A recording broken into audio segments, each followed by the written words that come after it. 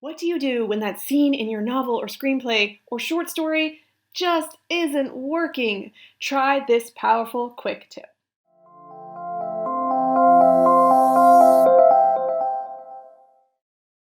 Not all scenes or chapters come to us fully formed, with witty dialogue, striking metaphors, beautiful prose, and perfect structure.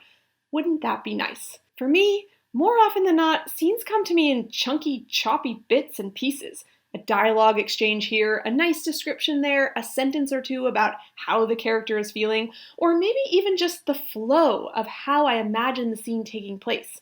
For instance, something like Jenny gets in the car. Reese just sits there, looking out the windshield, saying nothing. Jenny wants to talk to him, but doesn't know what to say. They both sit in silence. Reese finally talks about something.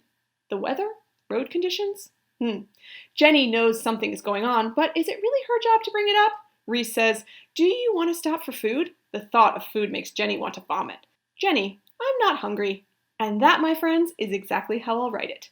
Yes, I'm a huge fan of the bullet point. I use it to quickly get down my thoughts and the structure of the scene or bits of information before they fly away and are gone forever. Like, have you ever started writing a scene and suddenly had a brilliant idea of what will happen at the end of it?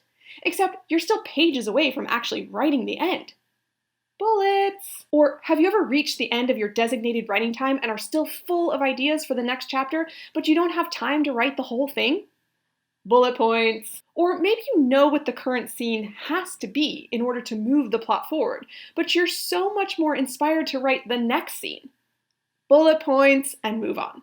Come back to it later. The bullet point is the ultimate placeholder, and thanks to its note-like format, the bullet point keeps your mind in overview mode, so it doesn't feel like it has to flesh anything out just yet. It only has to get the ideas down.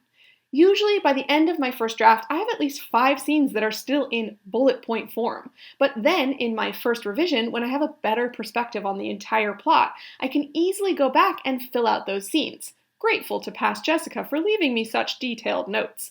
So, give this a try.